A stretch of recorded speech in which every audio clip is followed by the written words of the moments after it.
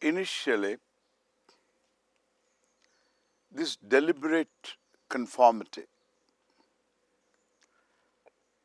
to dharma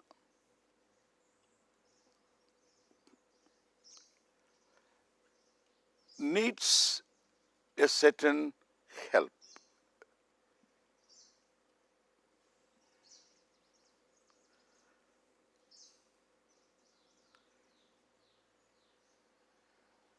The help is from myself. I should tap a source of help from my own effort.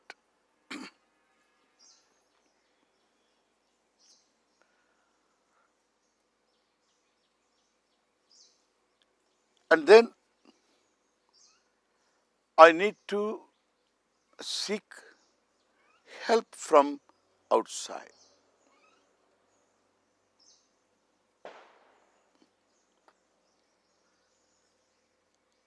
The pressure built up by desires is due to low self-esteem.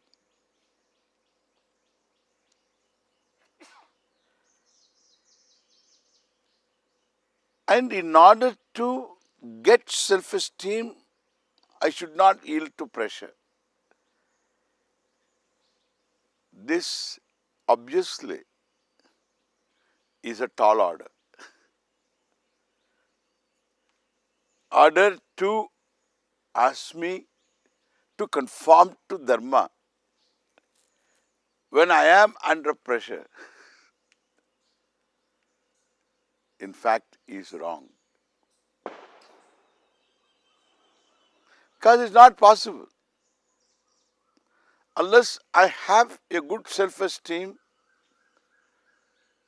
I won't have desires without the capacity to build up pressure.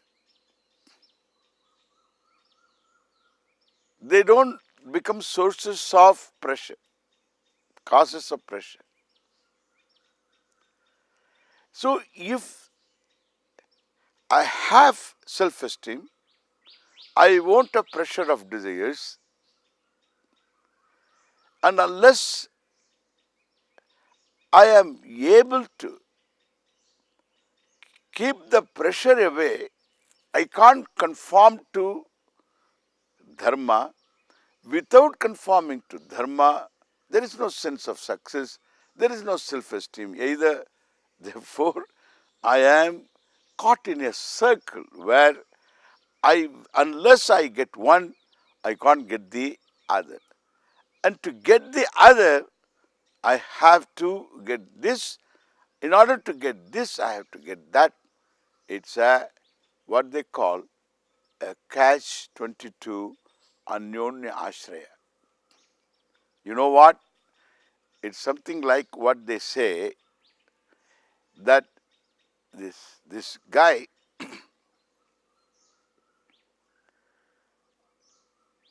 is not mentally well, and he is told by somebody, a wise man, and who is a local Vaidya, you get him married, he will be okay. Unless he gets married, he won't get okay. Unless he is okay, he cannot get married. This is what we say, mutual dependence. One is, the other is possible, the other is possible, this one will be possible. This is called mutual dependence. My self-esteem is tied up with sense of success, and in order to have self-esteem, I must have sense of success, and unless I have sense of success, no self-esteem, unless I have self-esteem, no sense of success. Now both these are tied up with my conformity to dharma, which is not possible under the pressure released by desires. What shall I do? What will you generally do? When it is not possible for you to help yourself, what do you generally do? Do the same thing. Suppose one has a headache, one buys some aspirin like Saridon or whatever that's available in the market. One buys over the counter, you get it. This is called self-help, self-medication. And one finds oneself the headache persisting, then one more dose of Saridon or whatever aspirin, then still it persists, then one should seek the help of a specialist, a doctor of medicine. That is the correct thing to do.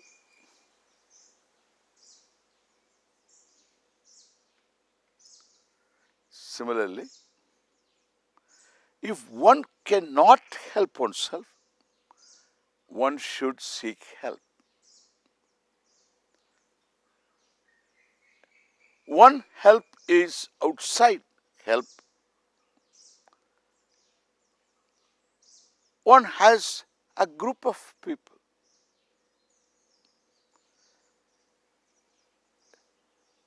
This is called group support. And all of them are of the same commitment. All want to grow. Grow spiritually. All want to have a sense of success.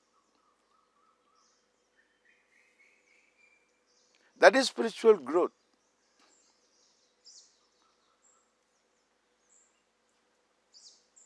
And everyone has to work for that. But some people have discerned this and they form into a group. One helps each other. This is what we say is satsang or group support.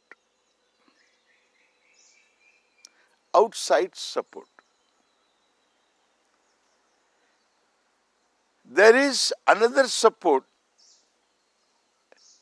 which is inside support, Atma Balam.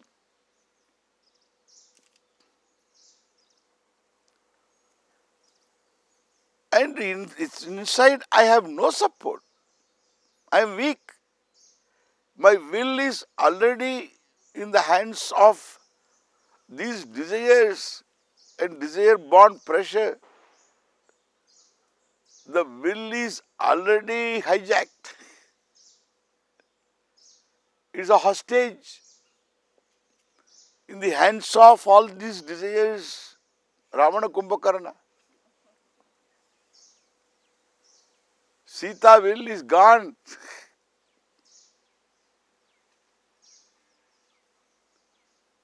So I have to get her back.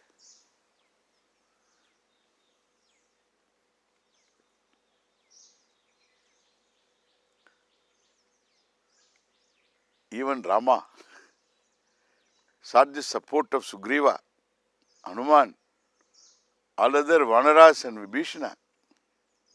External support and internal support also.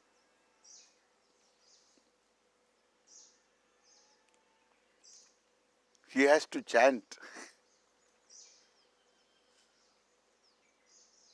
a certain mantras before he could release the Brahmastra.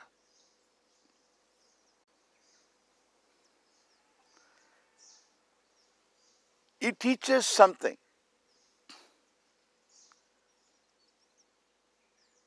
I need to invoke in myself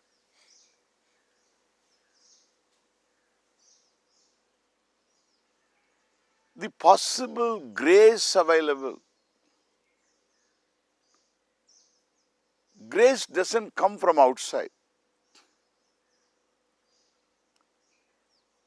Grace is something like underground water. It is there. You are on the top of it. Sometimes water is there just down below, 1 or 2 feet. You dig up, there is water. Like in a river bed. In summer, you dig up, remove the sand, there is water.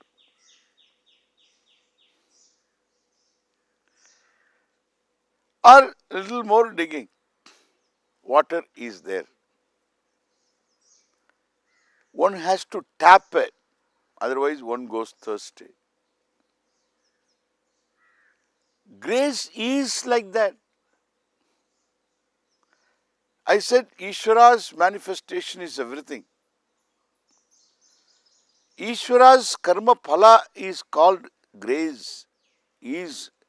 That grace is punya. That which is something that can control the hidden variable. That can give me inner strength. That can help me overcome the pressure. I have a support. This is what we say, the result of prayer. And the result of any reaching out karma. Both build up Atma Balam. When I reach out to somebody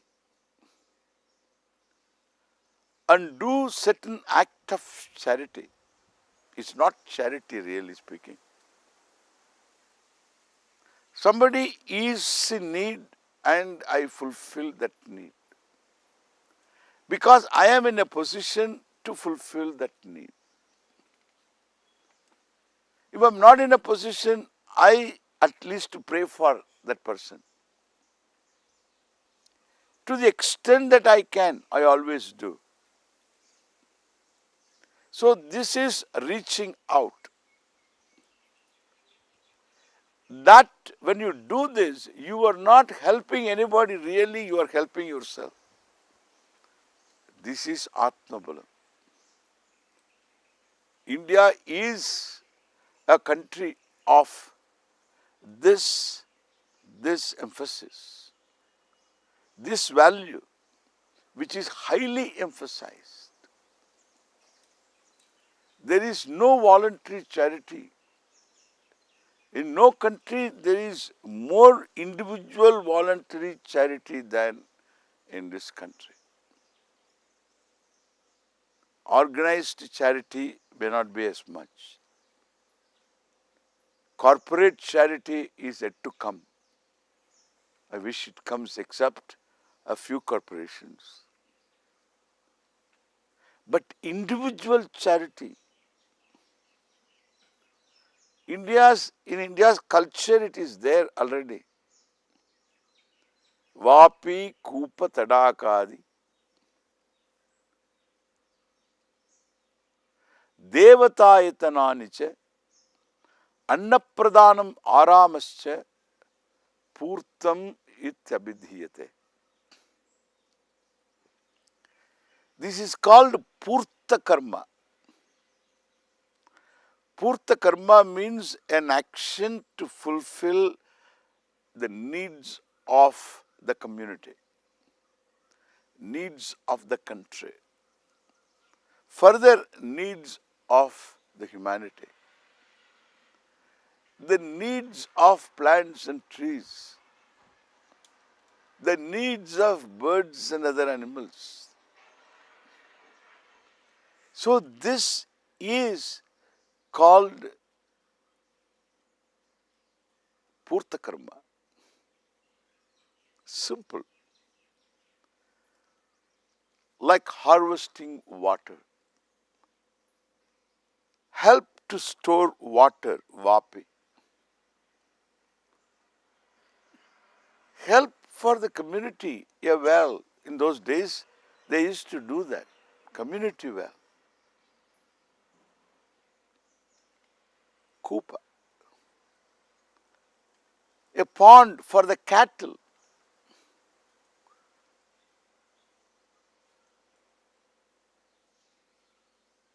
And other animals.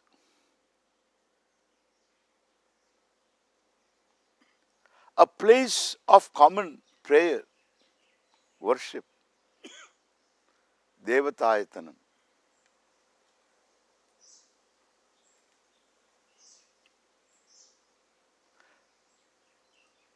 When Annapradhanam, to help people to generate wealth, take care of themselves, or at the time of need, you provide for food in different forms. Annapradhanam.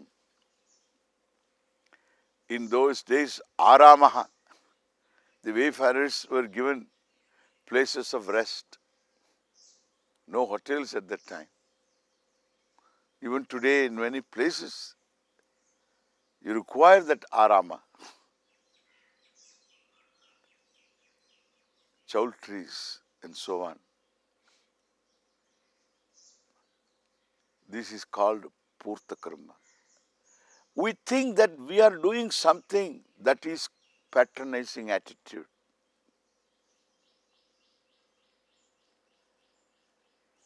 Or you do something so that that person can give back in some form. You can make the person guilty, grateful, and getting as a result of that something else. That's not charity. That doesn't help you grow yourself. In order to grow yourself, you give and you enjoy having given. Just you could give. You enjoy, be grateful that you are in a position to give, because everybody gets into a position to get help.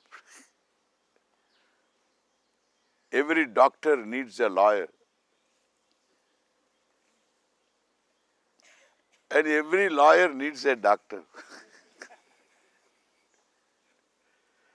They mutually help each other. When doctor is in a legal jam, lawyer is available. The lawyer, he gets into a medical situation, the doctor is available. Understand? Everybody needs help. Nobody can enjoy this patronizing attitude, giving datavyam iti yad dhanam. Tad dhanam satvikam uchyate. This is our culture. In my culture, my mother told me, when you give by your right hand, let your left hand not know. Idea is give, not for anything else. You are in a position to give. Give. My mother told me one thing also. You give, but don't place yourself in a position that others should give to you. She was a little more practical. And therefore, so this give.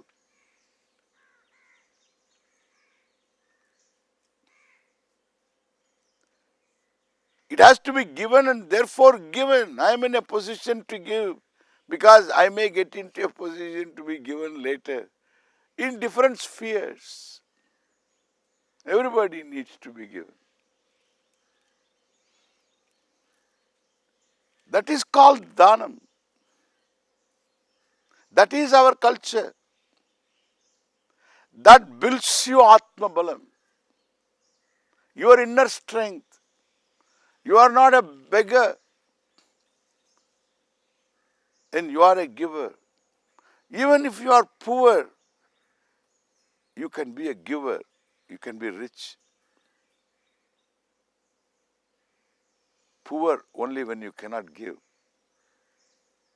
Not you don't have anything to give.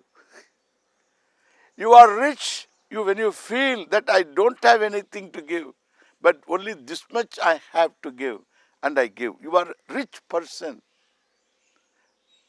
And that is the richness of our culture talked about. Our culture talks about. That is how you grow into a rich person. It is Atma Balam. You have to tap it by reaching out. A word in at the right time, you reach out and give. The sad person is gladdened. If not, laughter can be brought about. The tear glands can stop shedding tears. We can do that. If we can't wipe the tears, I can give a tissue. Okay? I can give a tissue.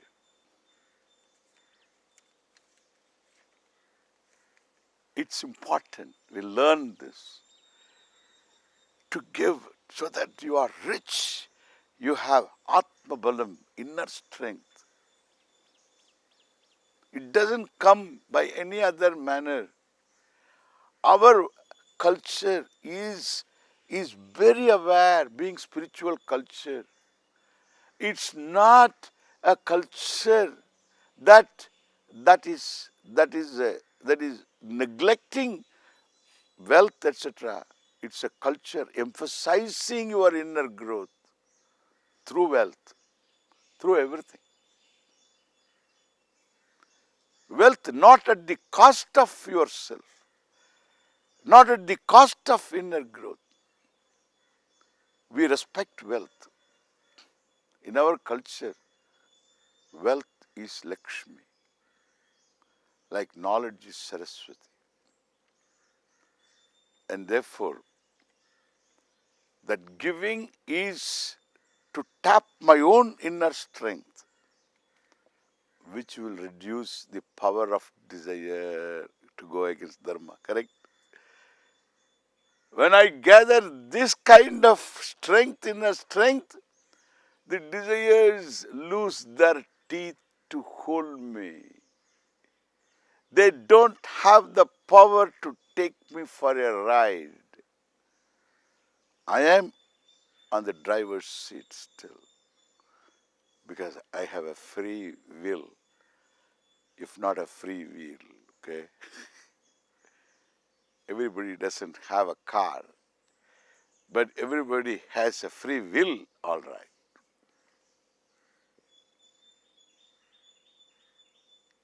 Another thing is prayer.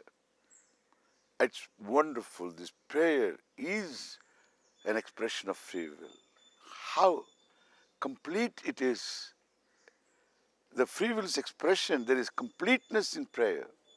We will see next time when we meet. Thank you.